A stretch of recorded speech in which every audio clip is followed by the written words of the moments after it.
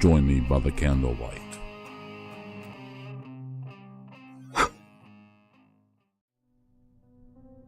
We live in a rural community on the Navajo Reservation. My aunt and her two brothers were home alone while my grandparents had left for the evening to attend a chapter house meeting. They were in the house and, like many people from the reservation, they didn't have electricity.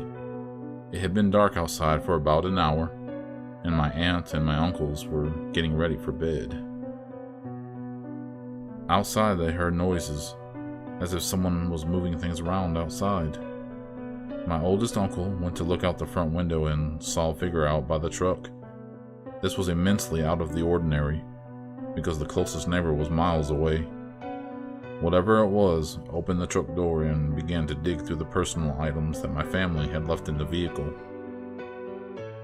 My aunt and uncles were frightened by the sight and knew they should take action.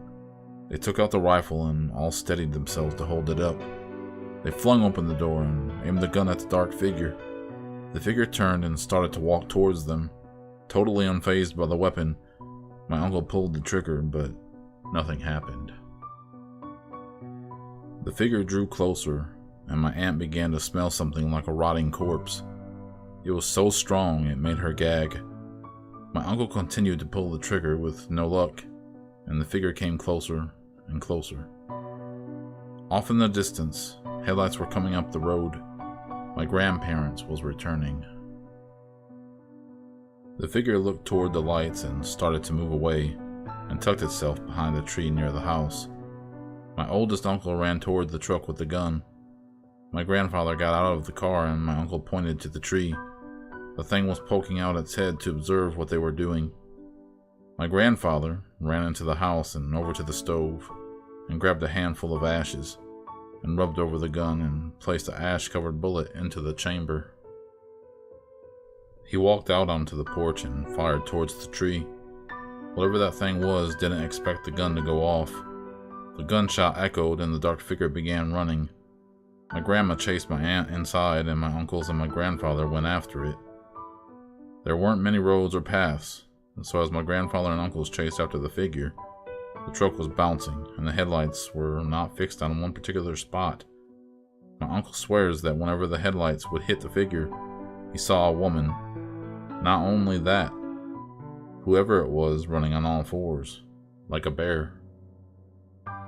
My grandfather eventually stopped the truck, and as they neared the ditch that drops about 20 feet, he got out and began to yell in Navajo. My uncle says that he was yelling about a local woman. He yelled that he wasn't scared, and that he knew it was her, and to leave his family alone. A few days passed, and there was news that the woman that my grandfather was yelling about had passed.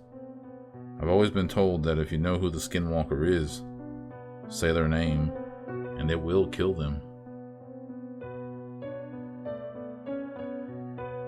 My cousin lived in the eastern agency of the Navajo Nation, in a community known as Crown Point. She was still living with her parents at this time, and was a good girl. She had good grades, a nice ride, and was a very popular girl that played on the basketball team. When she told us this story, it was very out of the ordinary, and the events that followed would also deepen my beliefs in the traditional Navajo way, and of the taboos associated with the Navajo culture. My cousin was coming home from basketball practice, which ran past sunset. It was during the colder months, and so it was dark by the time she pulled into her neighborhood. She pulled into the small housing community that she lived in. It was far from a fenced community, but there were street lights and the neighbors weren't too far from one another. As she neared her home, she saw a group of dogs. This wasn't unlikely, as there are random packs of stray dogs that roam the rural communities. These dogs don't belong to anyone, and they get food where they can get it. As she got closer, she noticed that something was off about the dogs. There were 4, and they were sitting in a circle all facing each other. This really didn't faze her until she spoke about the event later. Because this was a housing community, my cousin couldn't barrel down the road, so she slowly drove past the group of dogs and kept going on her way. As she continued to drive, She noticed in her peripheral vision that something was running alongside the car. She turned her head to see that a brown dog from the group was trotting alongside her car. She didn't mind much until she hit a strategically placed speed bump. The impact of the bump made her head and the entire car wobble. She looked over at the dog again, still casually keeping pace with the car. She tried to ignore the dog and tried speeding up, keeping in mind where the speed bumps were placed. The dog continued to keep pace. My cousin had to eventually stop at a stop sign. She began to feel immensely uncomfortable and tried to keep her eyes forward, but curiosity got the best of her. She looked over at the dog. It was facing forward. She continued to stare, and that is when the dog turned its head. Instead of the face of a dog, there was the flat face of a man covered in hair and smiling from ear to ear. Fear shot straight through her body, and my cousin pushed the pedal to the floor, not daring to look back in her rearview mirror. She reached her house and barely pulled herself in the door. Weak from fear, my aunt came to her and my cousin began to sob. She told my aunt everything, and they scheduled a meeting with a medicine man the next day. That night, my cousin was trying to get some rest. She was tossing and turning and felt very ill. She could hear people outside laughing and talking in Navajo, but she didn't think too much of it because they lived in a community near plenty of neighbors. At the medicine man, he told my cousin that she was very fortunate. The Skinwalker wasn't meant for her. She just happened to spot it while it was out to bring another person misfortune. He also told her that the laughing and talking that she had heard in the night was the Skinwalker talking to his friends, letting them know that someone had saw him and that he had scared her. The medicine man told my cousin that if the Skinwalker had been for her, and she had seen him like that, it could have very well killed her. After that encounter, my cousin suffered from many ailments and had to stop playing basketball for a while. She had many ceremonies and eventually got back on her feet. My mom had told us the story on the many nights that our electricity went out.